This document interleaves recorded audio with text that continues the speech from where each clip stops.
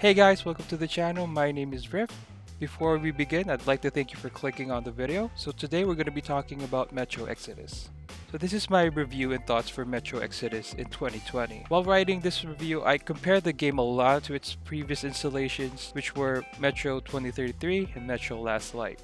I think the Metro series as a whole is a really underrated franchise, and I think everyone should at least try playing one of the games. While comparing Metro Exodus to the older Metro games, I noticed, well, at least for me, that Metro Exodus is probably the weakest installation in the Metro series as a whole. But that's not necessarily a bad thing, because for me, I think that the Metro series as a whole is a really great series and a really great franchise. It has a really rich environment and strong storytelling and a really unique gameplay. So even though Metro Exodus is the weakest installation in the Metro franchise, I don't necessarily think that it's a bad game. So as always, in my future reviews, I will break down the game into two parts, the pros and the cons. We'll be talking about them as we go through them. Let's get right into it. So a quick overview from the Metro Exodus Steam page is that Metro Exodus is an epic, story-driven first-person shooter from 4A Games that blends deadly combat and stealth with exploration and survival horror in one of the most immersive game worlds ever created. Now I have a few notes about that, particularly when they say the most immersive game world. So with that, I want to first talk about the game world. So the first thing that I want to talk about is the open world. So in Metro Exodus, there are two chapters where it's essentially like a hybrid open world. You're free to do whatever you want, you could explore wherever you want, and basically that's the main way on how you could get upgrades for your gear. The other part of the game world for Metro Exodus is the linear sections, which I think are some of the best sections of the game. So I want to talk about why the open world sections in this game is the weakest. The main reason for that is the open world feels really empty. Aside from getting upgrades for your guns and for Artyom's gear, there's not enough reward when you're exploring the world, and there's not too much incentive to go around and explore the world. Now I mentioned a little bit about the linear sections of the game, which I think are some of the best. We're going to be talking more about that when we get to the pros. Now, one of the next cons that I want to talk about is the glitches, bugs, and the constant crashing that I was experiencing. Now, I experienced a few glitches where you would touch a dead body and it would fling across the screen. And there were a few bugs where you'd be rowing the boat and for some reason your boat just wouldn't drift to the left or to the right no matter how hard you wanted to. And there was this particular section towards the end of the game where you're inside a tunnel with a boat and you're trying to get to the end of the tunnel. Now, for some reason, my boat started drifting left. No matter how hard I tried going the other way, my boat just didn't want to do it, and that really got annoying. So I had to restart a lot of the boat sections, which just felt like a drag because Artyom is really slow when it comes to paddling. What bothered me the most was the constant crashing. So in total, I think I got like 4, 5 or 6 crashes within the game, and a few of those crashes happened on one particular save file. When I would die in game, then I would try to play the same save file, and for some reason it would just constantly crash. So I had to restart the game on another save file, which thankfully worked. But yeah, that was really annoying for me. The next thing that I want to talk about is the inconsistent AI, specifically the human AI. For some reason, they would be able to detect you from miles and miles away. Sometimes they wouldn't even notice you if you're right behind them or right beside them. That was just really inconsistent for me. It felt annoying because you never really knew how close you could actually get without being detected, and you never knew how far you should be without being detected. Now, this happened to me both during the day and night cycles of the game, which was pretty annoying. It happened a little bit less during the nighttime, but it still did happen on a few occasions. The other thing that I didn't like about the AI are the monsters, specifically the monsters' respawn rate. You would clear a certain section of the map, and for some reason the respawn rate were just so fast that when you come back to that same exact spot,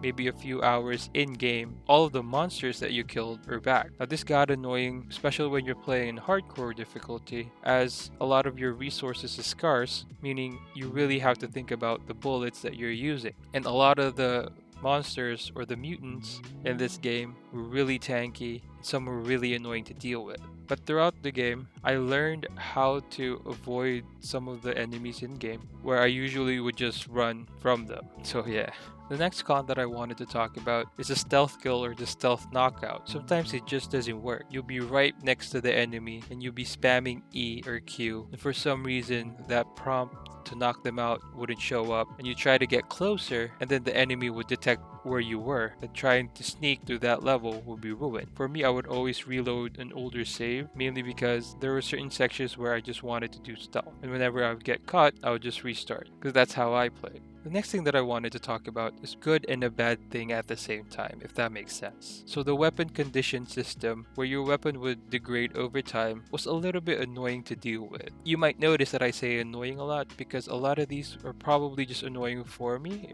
You might be okay with some of these, but they were just really annoying. The reason why the weapon condition system mechanic was a little bit annoying because of the rate on how fast your weapon would degrade. It'd be super annoying in the middle of a gunfight. Your gun would jam because your gun would degrade so quickly, and when you would go to a workbench, you couldn't clean them properly because you didn't have enough resources to clean them. Now, as I mentioned, it's a good and a bad thing. I'll talk about the good thing later on. So since we're done with the cons, I'd like to talk about some of the pros in Metro Exodus. One of the main pros that I saw in this game was the immersion. When you're immersed in this game, you really do get immersed. You feel like you're living in that post-apocalyptic world. You feel like you're RTM struggling to find a clean place for everyone to live. Now, I listed immersion as a pro mainly because a lot of the sections of the game immersed me to the world. Now, I told you earlier about the linear section being some of the best in the game, and that's true, mainly because the linear sections of the game got me invested and immersed in this world. The linear sections in the world reminded me a lot about Metro 2033 and Metro Last Light. You feel the story happening around you, you feel the desperation of the cannibals, you feel the hopelessness around the linear sections of the game. And I love that because a lot of the linear sections of the game, you're really able to choose how you want to approach most of them. You could either approach it by stealth killing everyone or stealth, or by just knocking them out, or just by straight going in all Rambo with your guns blazing and all of that good stuff. For me, that got me really immersed to the game, and that's one of the reasons why I love the Metro franchise as a whole. The ability to choose how certain situations will end up. In Metro Exodus, you don't always have to shoot everyone and ask questions later. You can holster your weapon and approach people within the open sections of the map, and they won't attack you. Instead, they'll talk to you like a normal person, which is really awesome and really gets you immersed to the world. The other thing that got me immersed to the world is your choices. Unlike in most RPG games where your choices are yes, no, maybe, or in a dialogue wheel, in Metro Exodus or the Metro franchise, your choices are based on how you approach certain situations and certain sections of the game. This also dictates the ending you'll get. I remember in Metro 2033 and Metro Last Light, there were certain areas where you had to listen to a few conversations in order to get good karma. Now, the game in no specific way mentions this at all unless you look it up online. And that's really the most unique thing about Metro Exodus as a whole and Metro franchise as a whole as well. I really feel like that this unique type of gameplay really gets you immersed to the world and invested with everything around you. That's one of the things that really shines and makes these games really amazing to go through. Now, I did mention the ability to do certain sections your way. I want to talk a little bit more about that. So, in Metro Exodus, you're only able to bring 3 guns at a time, and depending on the guns and the equipment you'll bring, will dictate how you approach certain situations. If you come in not prepared and you're going to be fighting a lot of mutants and you don't have your shotgun, and you're basically going to be wasting a lot of your ammo. If you want to go all stealth and you didn't bring a gun with a silencer, you're gonna have trouble killing other people. On the other hand, you could always just go through any section unseen by sneaking behind them and knocking them out. And that to me is a really great way of making a player choose how he wants to approach things. And a lot of the games that promise that your choices matter don't actually matter. But in Metro Exodus and Metro franchise as a whole, they don't even tell you that these things matter, but they do towards the ending, which is super awesome. The next thing that I wanted to talk about is the great setting and story. The setting of the game and like the older Metro games is just really fantastic. From the sands of the Caspian to the forest to the cold winter areas of the game, it's just amazing. The story, I listed the story as a pro, but I think for Metro Exodus specifically, there could have been more done with the story. Now, without spoiling anything too much, you'll learn early on in the game that Miller has the secret that Moscow is under this blanket of radio silence. Now, meaning no one from the outside can hear Moscow, and vice versa, because Miller believes that the Grand General or the Grand Commander is ordering the radio silence in Moscow because they still believe that they're under attack.